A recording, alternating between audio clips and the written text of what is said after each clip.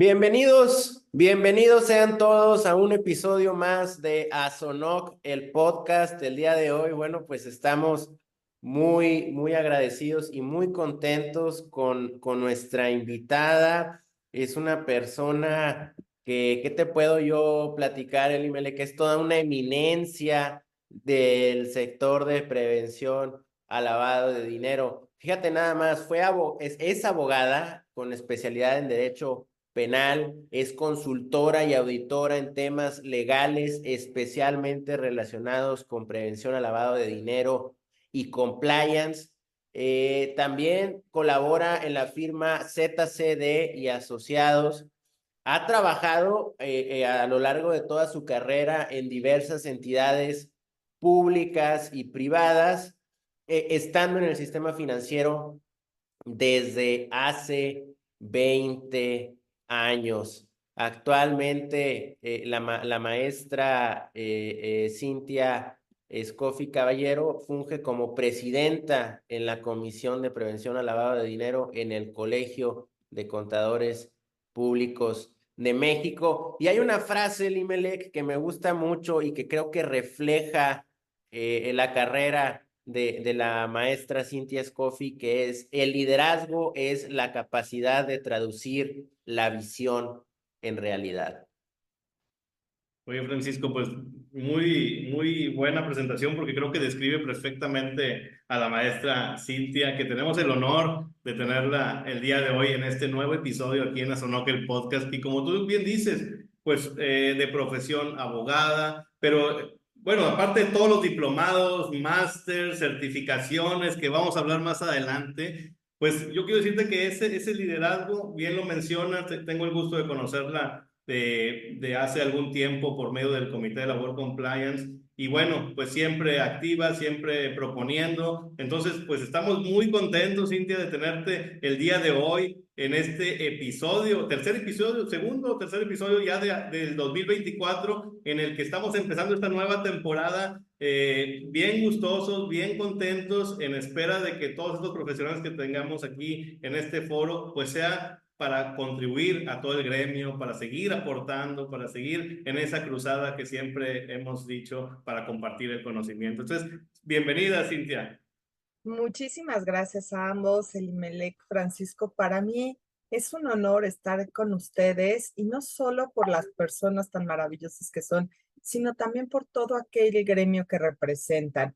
La verdad es que las palabras que dijeron creo que son inmerecidas, hace uno su mejor esfuerzo, pero la realidad es que es una materia donde lo único que nos damos cuenta es que todos los días nos falta mucho más por aprender.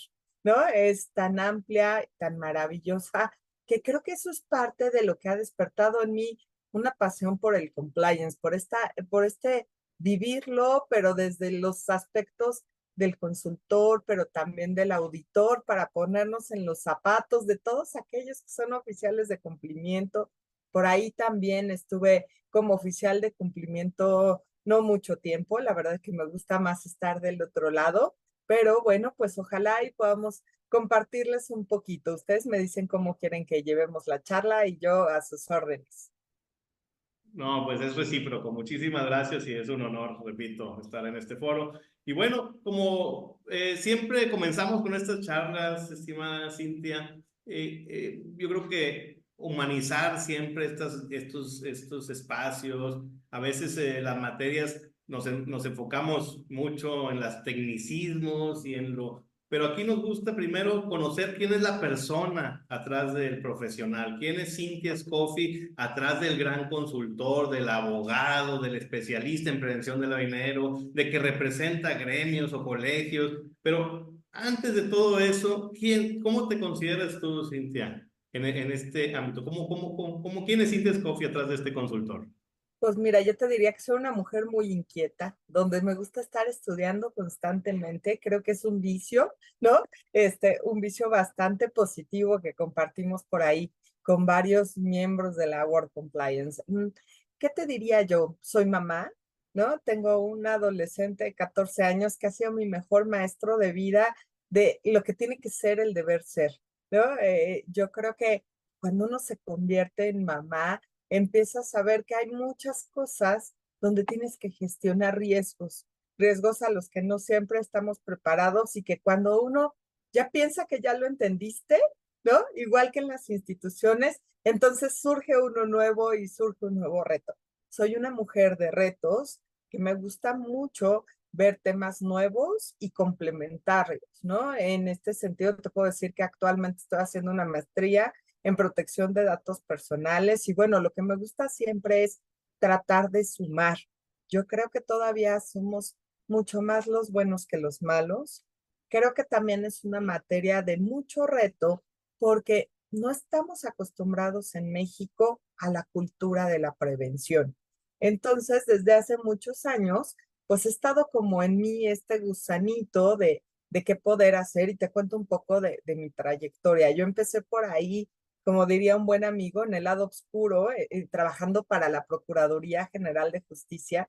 Y bueno, ahí empecé a ver como bastante tipo de delitos, entre ellos los patrimoniales no financieros o los patrimoniales no violentos, entre otros. Y entonces lo que no, me daba yo cuenta en ese momento cuando estaba iniciando la carrera es que nos hace falta, uno, conocer el sistema financiero, sin duda, o sea, que el público en general entienda los productos y demás, pero que también a las instituciones nos hace falta saber llegar a las personas. De ahí que también, pues buscando esta situación y esta vocación de servicio que me inculcaron mucho desde la preparatoria, y déjame hacer un paréntesis, una frase que a mí me fascina es lo que nos enseñaban en las escuelas maristas de donde soy egresada, y decía, el que no vive para servir, no sirve para vivir, ¿no? Y entonces, como que buscando este camino de a qué me iba a dedicar claramente, pues me di cuenta de que la prevención es algo que me gusta mucho, que me apasiona, que me permite poner estos talentos que hemos desarrollado, tanto de habilidades blandas como duras, al servicio de los gremios. Y eso creo que es parte de lo que más me gusta, ¿no? Y bueno, pues esa ha sido una de las razones por las que yo los sigo desde hace mucho tiempo, porque creo que hacen una gran labor de servicio y de profesionalización. ¿Qué más te puedo decir? Soy amiguera, ¿no? Me gusta en general y llevarme muy bien con las personas, pero sí me gusta dedicarle por lo menos una vez al día a estudiar algo, ¿no? Una hora por lo menos, a veces mucho más, pero estar como en esto. Me gusta mucho actualizarme y me gusta trabajar con aquellas empresas que no necesitan el cumplimiento, sino las que quieren el cumplimiento, ¿no? Hay por ahí un gran amigo al que le he escuchado una frase que es mi estimado Bernardo Álvarez del Castillo, que decía, el compliance no es para quien lo necesita, es para quien lo quiere, ¿no? Y yo creo que en México queremos hacer las cosas bien y podemos y debemos hacerlas bien. Me encanta este entendimiento de la materia del compliance, en donde el compliance es para el que quiere hacer bien las cosas.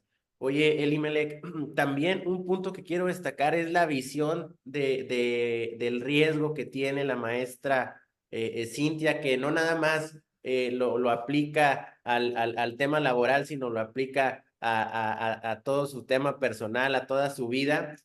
Y me gusta mucho también el tema de la capacitación continua, el tema de servir a los demás. Esta frase que ella mencionó se me hace una frase muy clave. El que no sirve, el que no vive para servir, no sirve para vivir. Yo creo que eso habla de ella como persona y creo que resumo en esto. Estoy de acuerdo contigo, Francisco, y ahí exactamente en esta capacitación continua, pues Cintia, te cuento que ahí preside la Comisión de Prevención del Lavado de Dinero del Colegio de Contadores Públicos de México. Y uno pensaría que es contadora, pero no, es abogada, y aparte con todas estas especialidades, ahí te das cuenta de la capacitación continua. Estábamos ahora en la maestría, como bien nos comenta, en la protección de datos personales. Entonces, esto es y lo hemos dicho en muchos foros, es capacitación continua, es prepararse continuamente porque no hay otra manera, ¿verdad?, de crecer como profesional, ¿no? Entonces, esa es la cultura de ASONOC, que es lo que tratamos todos los días de impartir, de inculcar a todos estos profesionales del cumplimiento que nos siguen día a día, que si algún consultor tiene un know-how que nos pueda venir a traer, lo traemos, o alguien en un chat comparte algún tip, algún know-how. Eso se llama capacitación continua, se llama aprender de los demás, porque como siempre también lo hemos dicho, cuando crees que ya lo sabes todo, ahí empiezas tu debacle, ¿no? Entonces,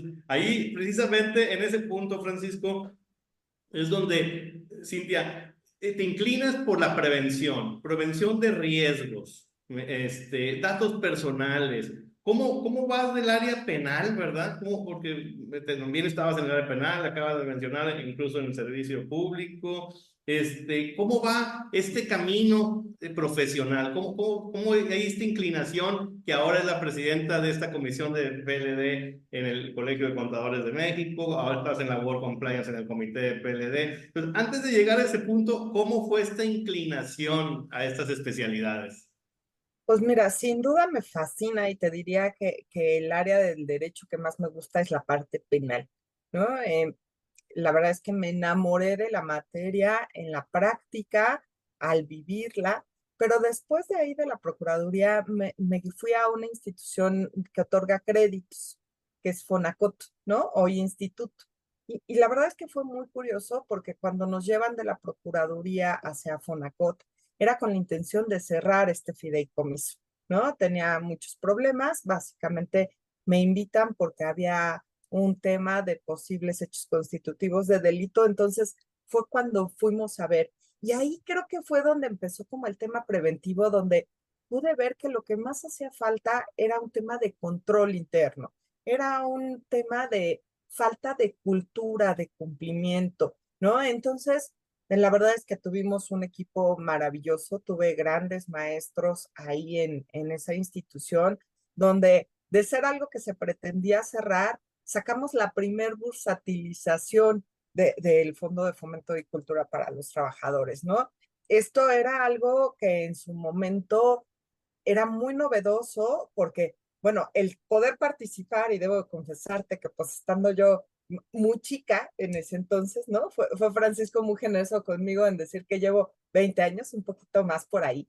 Entonces, el tener este reto y cuando empezamos a generar la primera emisión de certificados bursátiles, pues te das cuenta de todo lo que implica a manera de control interno, en manera de cultura, de cumplimiento, en principios éticos y demás. Se hizo un grupo muy interesante, salimos a la bolsa con muy buenos resultados y la verdad es que yo cada vez que escucho un comercial y vemos todo lo que se ha hecho, me parece algo maravilloso. Y entonces ahí fue donde empezó a unirse en mí un gusto por el tema financiero y el penal, ¿no? Y entonces yo le platicaba a alguien que le aprendí muchísimo, que era el director de financiero en ese momento, un administrador de empresas, Fernando Cruz, que había que hacer muchas cosas que ya tenían implementadas en el sistema financiero, específicamente en bolsas y en casa de bolsa, para prevenir.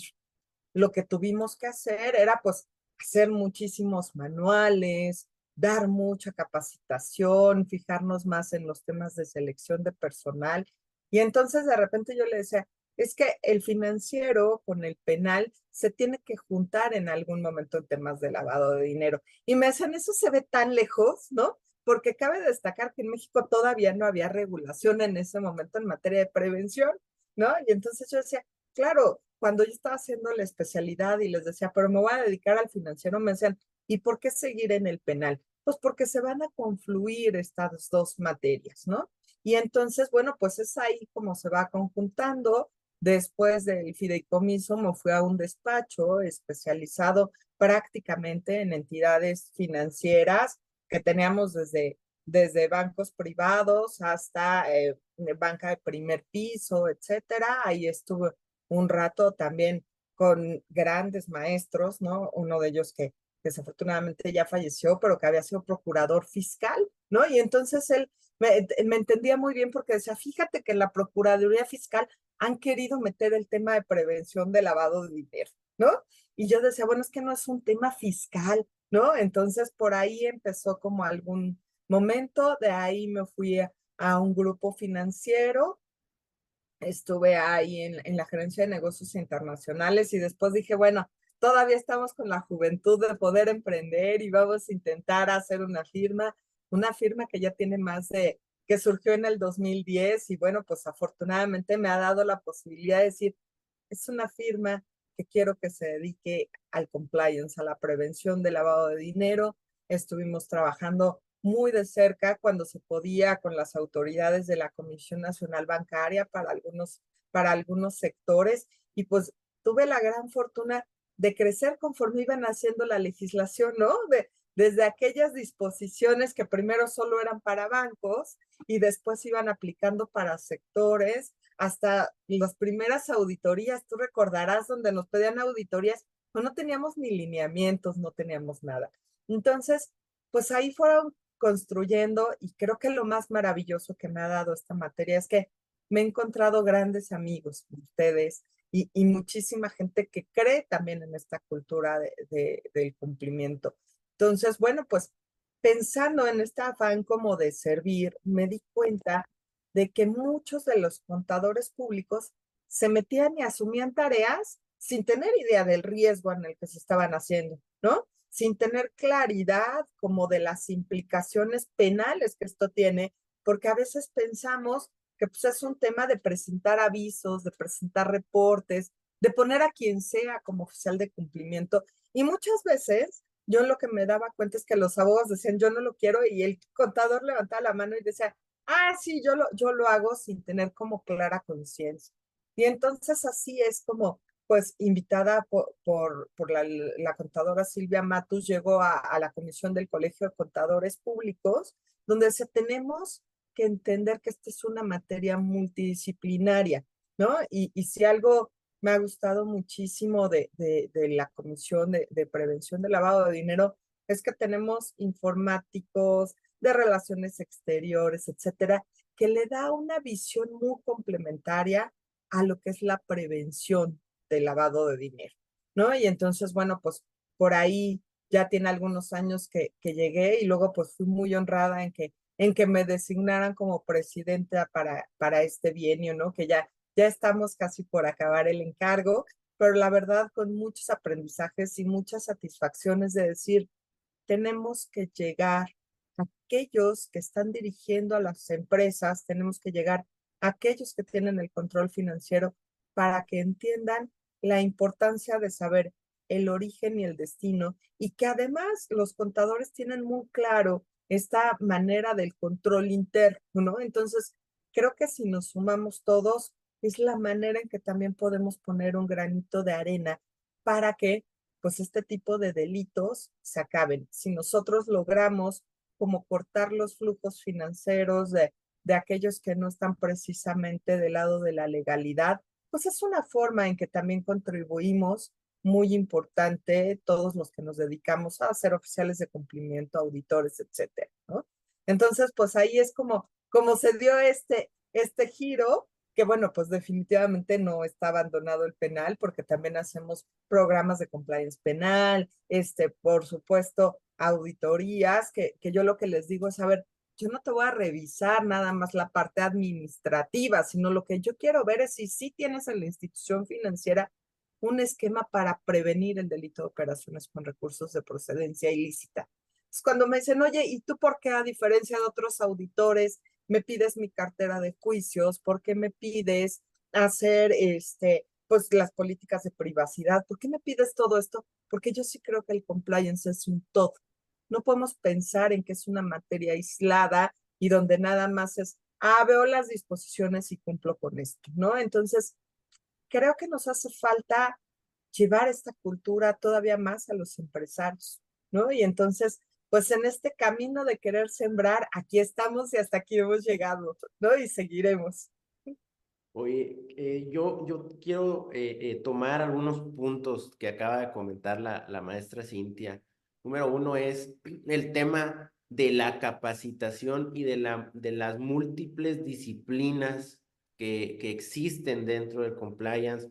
Tenemos ingenieros, tenemos contadores, abogados, administradores de empresas, en fin, son mucha la gente que tiene interés en este tema y que al final, como bien comenta la maestra Cinta, se traduce en esta responsabilidad penal de las empresas y no nada más en el tema de las políticas, sino también en el tema de códigos de ética, en el tema de las políticas de privacidad, como bien comentaba. Entonces, yo considero que es un tema bastante amplio el tema del compliance y es un tema en el que tanto la propia Comisión de Contadores como ASONOC nos volteamos y tratamos de dar ese tipo de charlas, ese tipo de capacitación para fomentar una cultura, ¿no crees, Elimelec? Totalmente, y yo creo que ahí en ese trayecto que ya nos contó Cintia, yo creo que hubo varias coyunturas, ¿eh? Porque casualmente los avisos se presentan el día 17, ya hay sus más o menos excepciones, pero para fines de este podcast vamos a decir que el día 17, casualmente los impuestos también. Entonces, muchos contadores agarraron esa bandera y es pues totalmente normal, ¿verdad? Pero los clientes pensaban que era, como bien decía, bien dice Cintia en esta charla, dice, mandar un aviso, pero se olvidaban de todo el cumplimiento atrás, de la identificación, del conocimiento, de los manuales, de parametrizar riesgos, se olvidaban de todo eso y ellos pensaban, ¿sabes qué? Me doy de alta en un nuevo portal y es cumplir, porque se venía arrastrando la cultura del PLD, la prevención del dinero, sector financiero, y luego orgánicamente a los demás sectores le fue llegando. Llega la publicación de la LF Orpi y le llega a muchas actividades, por lo mismo a varias miles o cientos de miles de empresas en las que dicen, oye, no, pues esto es del contador, pásaselo y ya, es tan fácil como las que tomaron en cuenta, porque muchas otras ni siquiera lo tomaron en cuenta, hasta luego, años después que ha venido pues ya permeando y la misma autoridad con visitas, con programas de regulación. Pero bueno, había un desconocimiento total. Entonces ahí es donde vemos toda esta multidisciplina, porque también nos volteamos a ver matrices, oye, pues un abogado o un actuario o ¿a quién ponemos a que haga los números? Y luego, pues fíjate que también hay que traer cuestiones contables, fiscales, caray, pues se vuelve esta disciplina del cumplimiento, ya el compliance 360 grados y multidisciplinario, ¿no? ¿Verdad? Ahí es donde nos damos cuenta, porque en el sector financiero ya se hablaba del oficial de cumplimiento y como estaba en las disposiciones de PLD, pensábamos que el compliance era exclusivo así llegó en aquellos ayeres de cumplir con la prevención del dinero para voltear con la bancaria y tener este marco ya de prevención instalado en nuestras empresas, ¿no? Pero al paso de los años nos damos cuenta que esto no es así, ¿no? Que esto es multidisciplinario, que en toda empresa hay riesgos, llegaron las actividades vulnerables, que ya por Gafi en estas actividades profesionales no financieras designadas se aterrizan aquí en legislación y hace este boom, ¿no? ¿Verdad? Y ahí estimada Cintia, en este camino que te estoy contando, y tú que conoces de cerca, estás ahí en la comisión, ven a muchos, digo, pues en los colegios de contadores hay muchas empresas ahí, ¿verdad? ¿Cómo ves el avance en este tema, verdad? Porque el sector financiero, pues ya lo veíamos muy como con una línea muy recta, ¿no? Y llega la LFP y se hace difuso. Ahora les llegó a los contadores, a los abogados, a las constructoras, traslado de valores y se hace difuso. ¿Cómo se vive esto ya dentro de estos colegios, dentro de estos comités? ¿Cómo ya los empresarios ya tienen conocimiento? ¿Cómo ha evolucionado en esta trayectoria? ¿Cómo lo ves tú? Pues mira, yo creo que todavía nos falta mucho permear. Es increíble que a pesar de que está vigente desde el 2013, todavía llegas a empresas donde no quieren hacer nada o no tenían ni idea de que tenían que cumplir con ciertas obligaciones. Y yo te diría que cuando salió la ley fue un shock para todos los que somos abogados y que conocemos el sistema financiero, porque dices, oye, la ley nos queda muy corta, ¿no? Contra lo que ya estaba en disposiciones. Y si me permites, en algunos momentos hasta contradictoria con lo que traíamos en el sistema financiero, ¿no? muchas cosas que yo creo que necesita una reforma de carácter urgente, esa ley, que nos la han prometido tanto que yo ya no sé si tú llevas el control de las versiones, pero yo ya le perdí el número de cuántas veces dicen, ahora sí ya va a salir y esta es la versión buena, ¿no? Yo creo que el gran problema de la LFP es que nacemos otra vez por una imposición y no desde la convicción del cumplimiento, ¿no?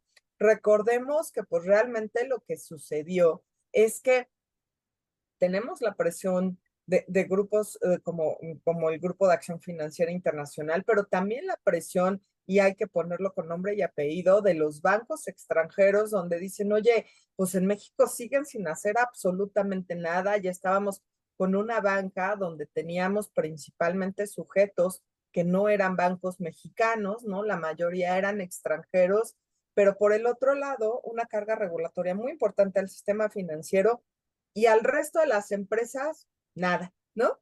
No había nada. Y entonces yo te diría que hoy por hoy todavía siguen siendo muchísimas las empresas que no están cumpliendo ni siquiera con aquello que sale la ley. Y tú recordarás que cuando sale la ley, bueno, sale con unos vacíos terribles, intentan corregirlos en el reglamento, que también es otro tropiezo espantoso, ¿no? En las reglas de carácter general, y entonces es donde se voltean y dicen, oigan, ustedes que por lo menos ya estuvieron en el sistema financiero, como por dónde va esto, ¿no? Se les hablaba de que tenían que tener un documento de políticas o algún manual y decían, bueno, ¿y cómo se hace un manual, no? Yo creo que fue un reto muy importante y pues tengo la fortuna de ser socio en ZCD de mi querido Raúl Díaz, ¿no? Que le tocó implementar todo esto en el SAT y entonces me decía, pues de repente llegan al SAT y dicen, vamos a crear un área nueva, vamos a capacitarlos. Sí los capacitaron, pero fue un grupo muy pequeño y muy selecto, ¿no?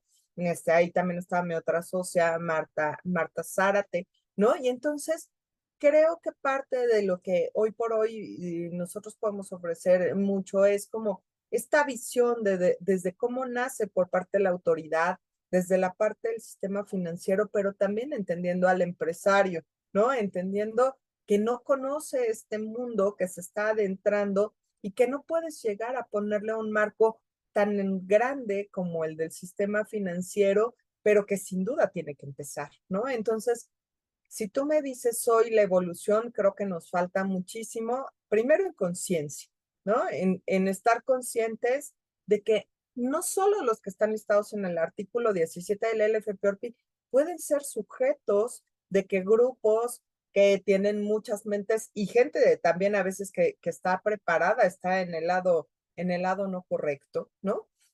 Están buscando cómo llevar a cabo este blanqueo de capitales, ¿no? Cómo lavar el dinero. Y entonces, pues ya se dieron cuenta de que en el sistema financiero es mucho más difícil por los controles que tienen y es mucho más sencillo irnos a aquellas actividades que pudieran ser, ¿no? De ahí que pues vemos que prácticamente todos los esquemas que publican las unidades de inteligencia financiera en las tipologías vinculan en algún momento alguna actividad que no es parte del sistema financiero, alguna de las que nosotros les llamamos, mal llamado para mí, actividades vulnerables, porque para mí todas las actividades pueden ser vulnerables, pero que ahí pusieron una serie de actividades que consideraron que pueden ser más propensas al lavado, ¿no? Y entonces a ellos les ponen una carga y ahí es cuando nosotros, por ejemplo, a nivel profesional decidimos de, oye, tenemos que atender a los sectores, ya no podemos quedarnos solo en la parte del sector financiero, sino hay que ir a estos otros sujetos y entonces tengo la fortuna de que convivo en los dos mundos, ¿no? Cosa que, bueno, no en el PLD no siempre pasa, ¿no? Hay quien está muy cargado a actividades vulnerables o muy cargado solo a sistema financiero, pero yo sí creo que hay que convivir en estos dos mundos, porque además, ¿qué pasa con las empresas, no? Se dan cuenta de la trascendencia de estos temas cuando empiezan a tener problemas con el sistema financiero, cuando el banco les decide bloquear una cuenta, cuando les hacen cuestionarios de percepción de riesgos, y es ahí donde dicen, oye, creo que sí hay que ver que esto va más allá. Entonces, en esta evolución creo que ha sido interesante también el grado de profesionalización que poco a poco se va dando. gracias también a asociaciones como ustedes, ¿no? Que están constantemente capacitando, pero pues en muchas de las cosas todavía nos falta, ¿no? Yo creo que, por ejemplo, fui de las afortunadas en que hice el examen de certificación en aquella primera ocasión, ¿no? Desde el 2015. Y entonces, pues la bancaria lo que buscaba era decir, empecemos por hablar el mismo lenguaje, empezamos por poner la misma terminología. Y esto todavía no se ve en la LFPORPI, ¿no? O sea, todavía vemos conceptos que pudieran inclusive no ser como tan adecuados, una falta de precisión en esta ley. Sacaron una certificación que aunque también la tengo, la de la UIF, bueno, pues no necesariamente tiene el nivel de exigencia que tiene el de la bancaria, ¿no? Y que no lleva, en mi opinión, y la verdad es que esto es una cuestión que digo a título personal, es un examen que no refleja el conocimiento del tema de prevención de lavado de dinero, ¿no? Ha sido un examen muy criticado desde la forma como en el fondo, pero que además no le permite, yo creo que un buen desempeño a los oficiales de cumplimiento de actividades vulnerables solo por esta certificación, ¿no? Entonces, nos falta más profesionalización, nos falta seguirnos capacitando, pero yo te diría que lo más importante que nos falta es que exista un compromiso verdadero de la alta dirección, de tomar en serio esta materia y de tomar en serio el cumplimiento. Totalmente de acuerdo. Digo, falta mucho camino por recorrer en este, digamos, sector joven, ¿verdad? Es un sector que viene por ahí desde el 2013, por ahí hubo una interrupción no sabían qué hacer con esta ley, hasta 2018-2019 que entra el programa de autorregulación y que ya empiezan a ponerle un poco más de atención. Y yo también siento que hace falta una reforma muy grande al tema de las actividades vulnerables. Hace falta también el designar a un titular dentro de la autoridad supervisora del sistema de administración tributaria. Hacen falta, pues, poner, yo creo que un poco más de controles, un poco más de involucrar a la alta dirección, como bien comenta la maestra Cintia Limelec. Sí, totalmente de acuerdo. Y como dice ella, le toca vivir los dos mundos, que yo creo que es donde ese es un punto medular, ¿eh? Es como lo tratamos de hacer acá en Sonora. Oye, no es lo mismo, pero es parecido, ¿verdad? Vamos a trabajar, vamos a ver que los riesgos, como bien dice, no se pueden acotar a los que marca el artículo 17. En toda empresa hay riesgo. Y bueno, pues como dices, las reformas ahí están, a veces no ven la luz. Se quiere equiparar al sector financiero, pero se ve a veces distante porque las actividades propias, las actividades mal nombradas, vulnerables, no pueden equipararse a algunas porque son ejercidas a veces por personas físicas, su tamaño, su cultura, por miles de barreras o varias barreras que existen, que se necesita, yo creo que adecuar la ley. Hablábamos en otros podcasts de, oye, ¿cómo le hace esa persona, quizá ya de la tercera edad, que tiene renta de inmuebles?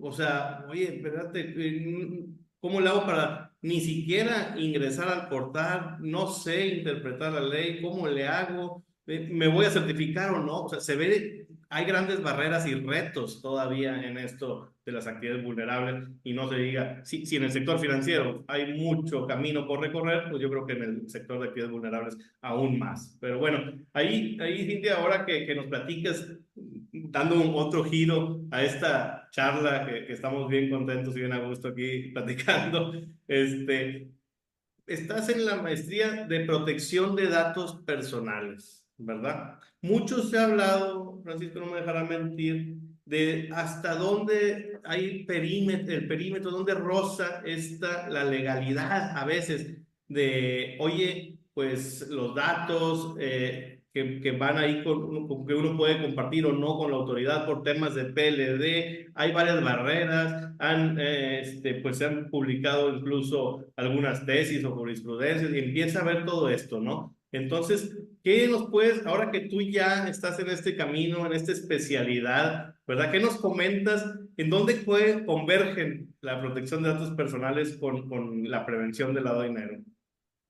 Mira, yo creo que el tema nace desde riesgos, ¿no? O sea, yo lo primero que hice fue un máster en riesgos, porque yo decía, a ver, para entender los marcos de prevención hacia el interior de las organizaciones, tenemos primero que conocer a qué estamos expuestos, a qué riesgos son a los que nos llevamos, ¿no?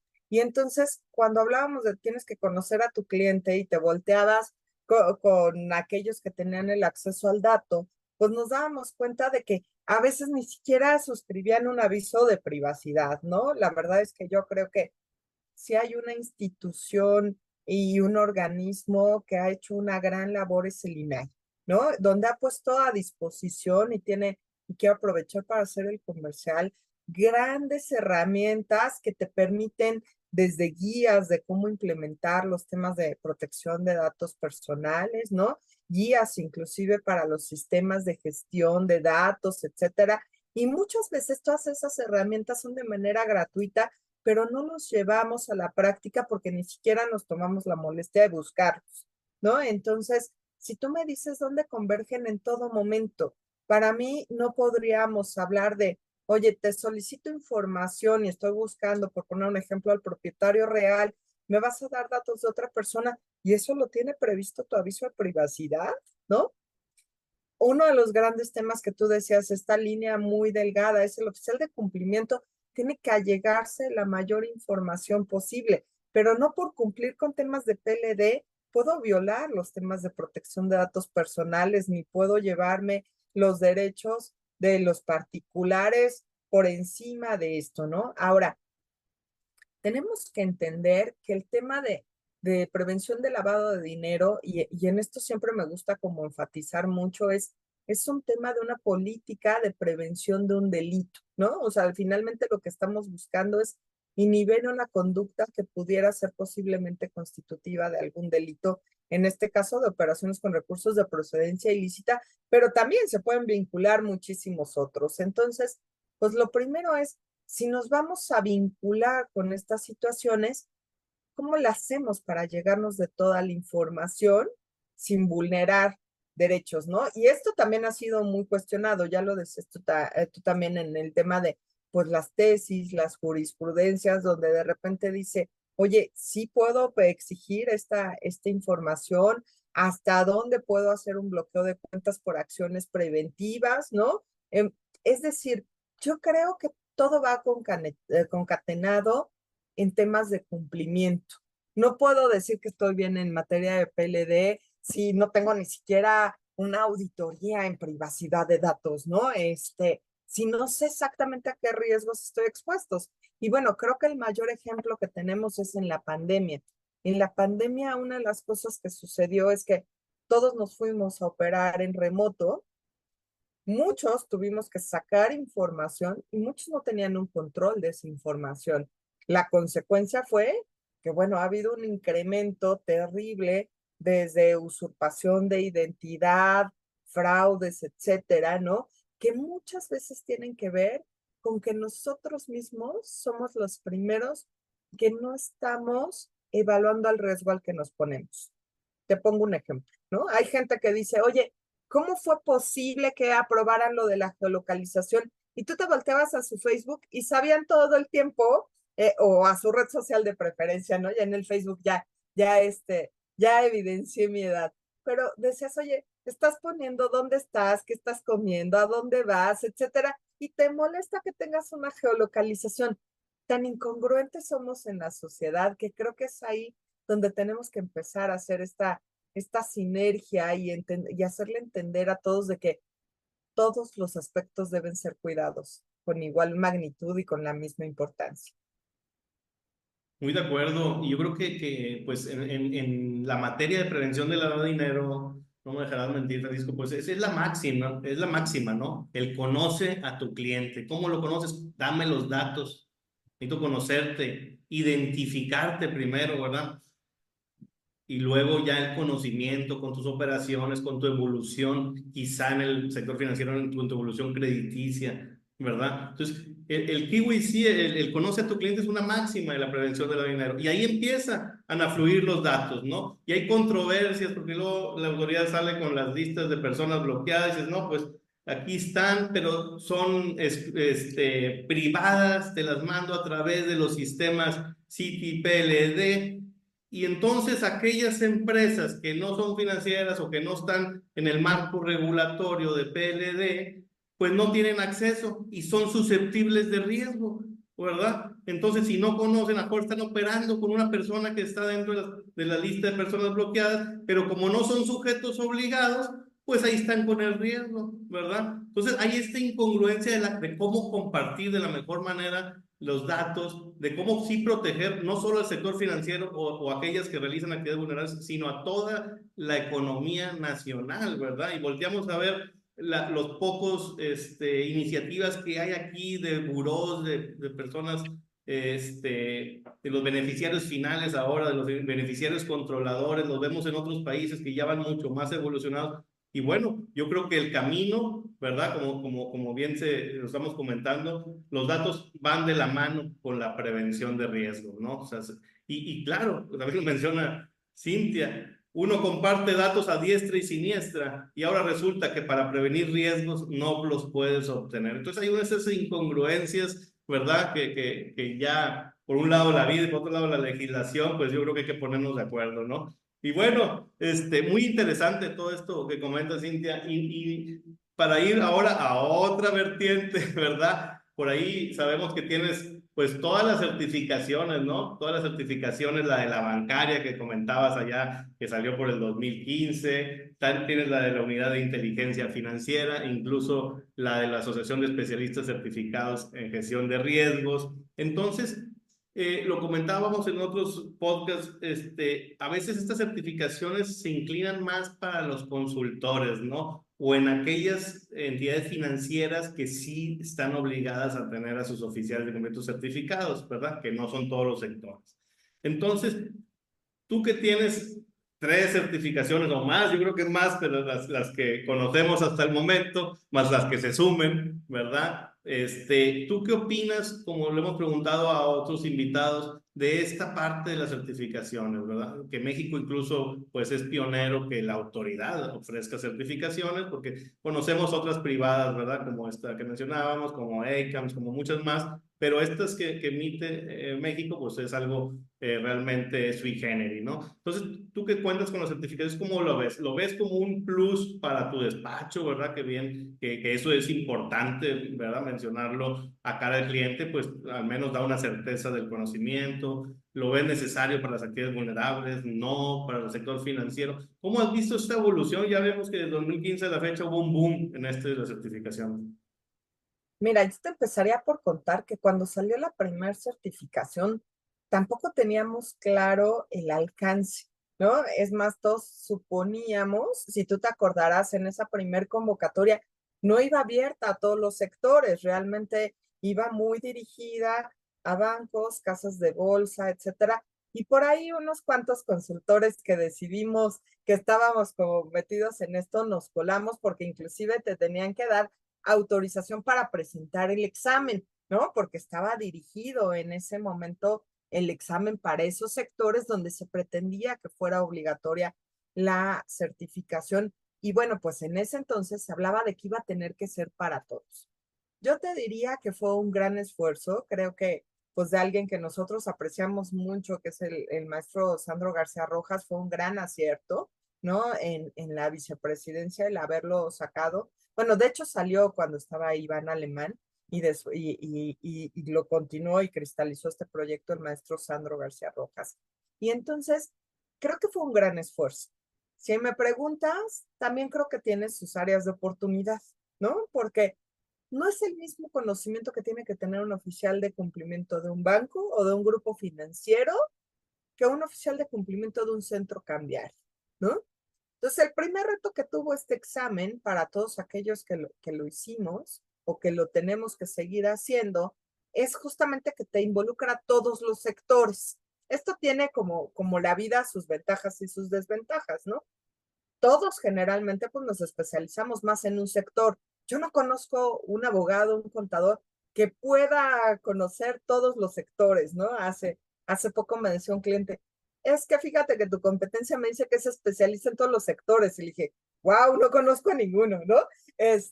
Pero bueno, la realidad es que todos por azares del destino, a lo mejor por algunos por nuestro mismo apetito de riesgos, pues estamos muy enfocados a sectores. Entonces, sí creo que vale la pena tener como un piso parejo en ciertos elementos, pero en otros aspectos creo que la certificación debería de ser diferenciada para oficiales de cumplimiento, diferenciada para auditores y diferenciada inclusive para consultores, ¿no? Tendría que tener un enfoque distinto. Hoy por hoy, la certificación es para que puedas hacer lo que quieras en el sector que quieras, siempre y cuando pues demuestres que tienes los conocimientos mínimos.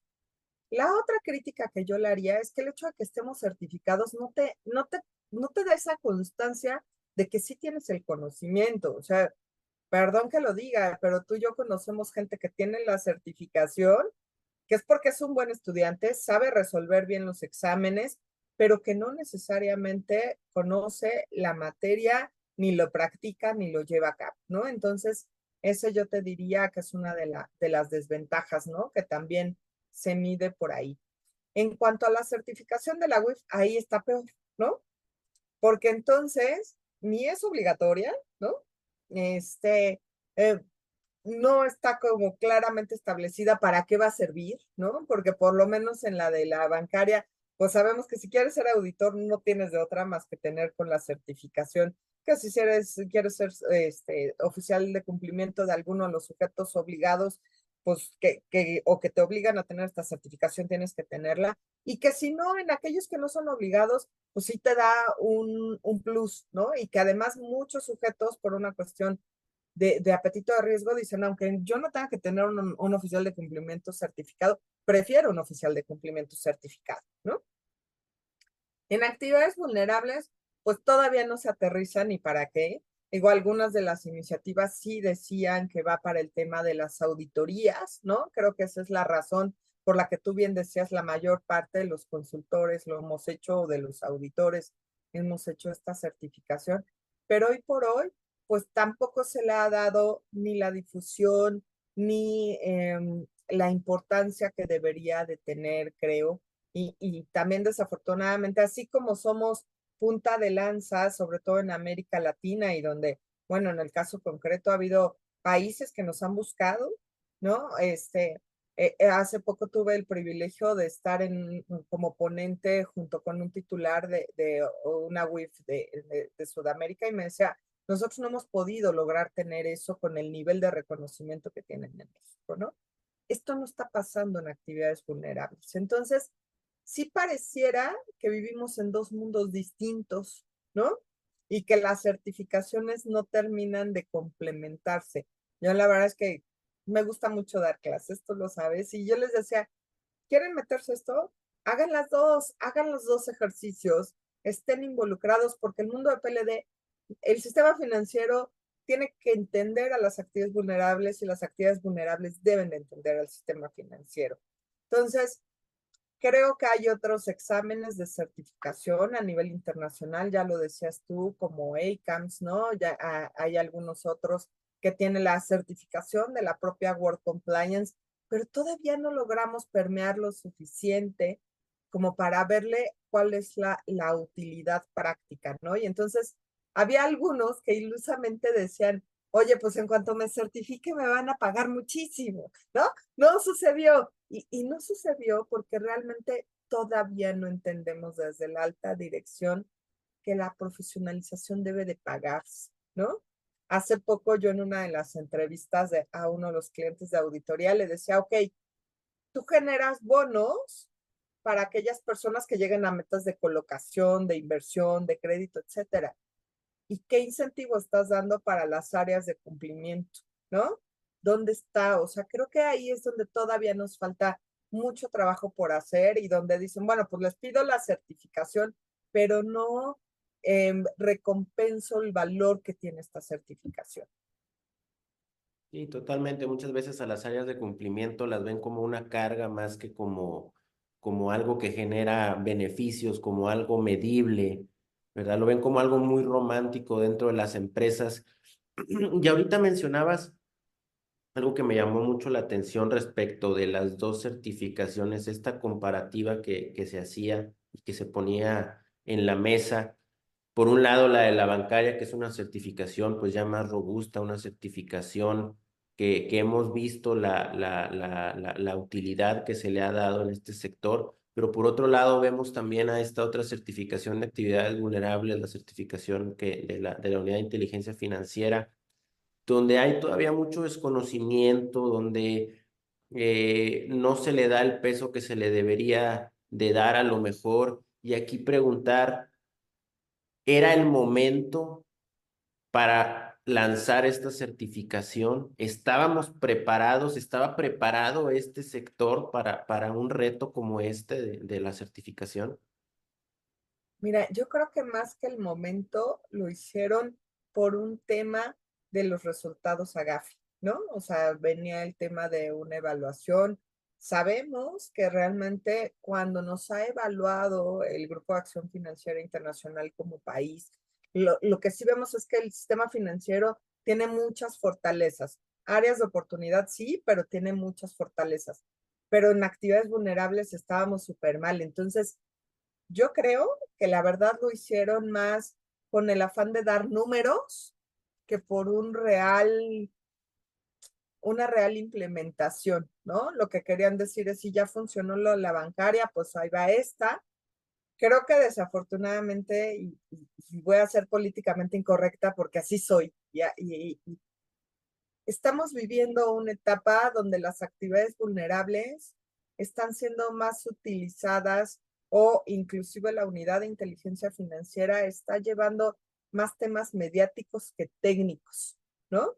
Y entonces en esta situación, estoy tratando de ser cuidadosa con las palabras, en este afán de no ser tan técnicos, el examen salió igual, ¿no?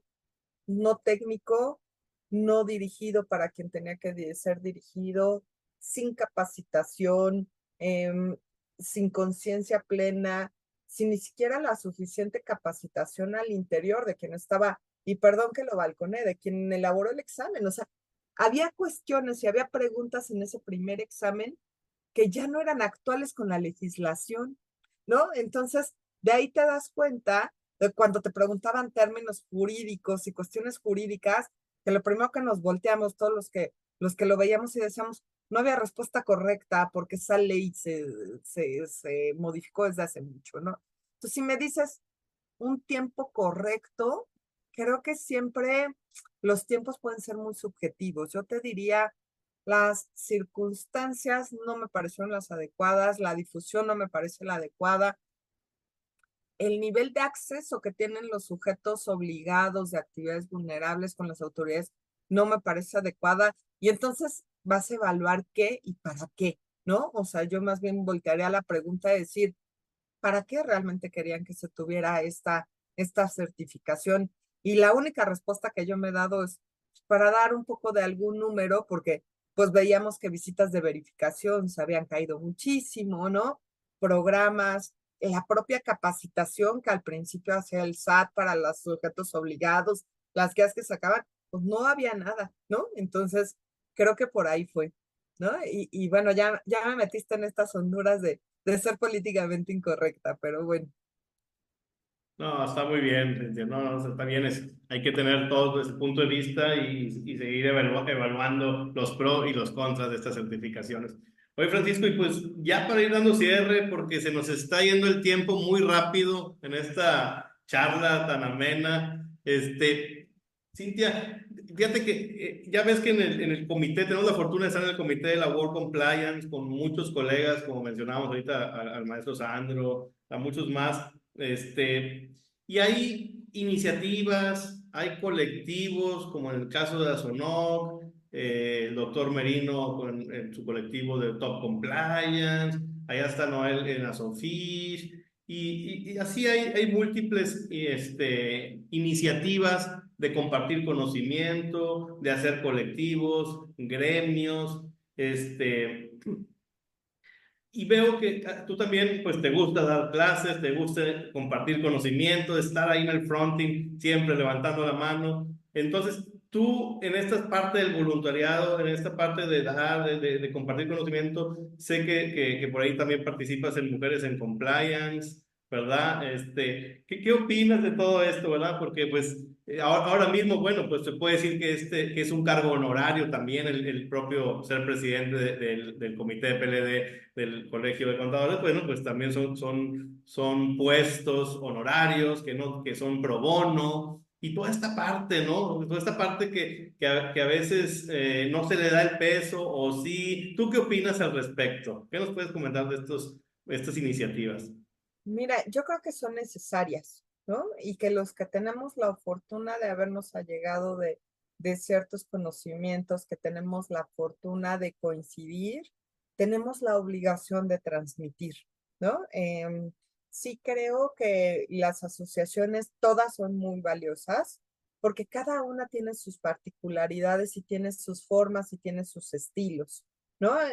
Creo que lo más maravilloso, por ejemplo, de Work Compliance es que todos podemos tener visiones distintas, pero vamos encaminados a un mismo fin, el profesionalizar, ¿no? Y aunque bien decías, están de muchas instituciones y a lo mejor tengo la fortuna de que en cada uno de ellos, ¿no? De generar grandes amigos en Top Compliance, de generar grandes amigos con ustedes, de en Work Compliance, bueno, no se diga, ¿no? Y ahora, pues también hace un par de años tuve la fortuna de que me invitaron a un programa que me fascina, que se llama Mujeres en Compliance, que la verdad ahí Bárbara Marcena ha sido un máster, porque además fíjate que eso está súper interesante, porque nos estamos conectando mujeres de todo el mundo, ¿no? Y entonces tenemos mujeres de Chile, de Italia, de España, y entonces podemos compartir muchas cosas, pero no solo compartimos para nutrirnos nosotros, sino para ser aquella figura que nos hubiera gustado tener, ¿no? Que cuando empezamos aquella carrera profesional, decir, oye, mira, por aquí, y entonces tenemos un programa de mentoría de prácticamente 5, casi 6 meses, donde vamos acompañando y donde te quiero decir que además te das cuenta de cuántas personas quieren, ¿no? Yo no tengo los números en la cabeza porque soy muy mala para los datos numéricos, pero la última generación que estábamos, o sea, creo que éramos, no sé, menos de 20 mentoras y tenemos más de 400 solicitudes de gente que quería que la acompañaras en este crecimiento.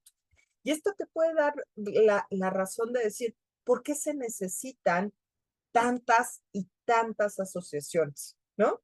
¿Por qué se necesita que nos unamos y que hagamos eventos en conjunto? Creo que a mí algo que me fascinó y que lamenté profundamente es no haber estado en el evento del año pasado, Work Compliance, ASONOC, Top Compliance, porque creo que al final, aunque todos tengamos visiones distintas, tenemos que sumarnos y solo sumándonos será que podemos hacer un país mejor.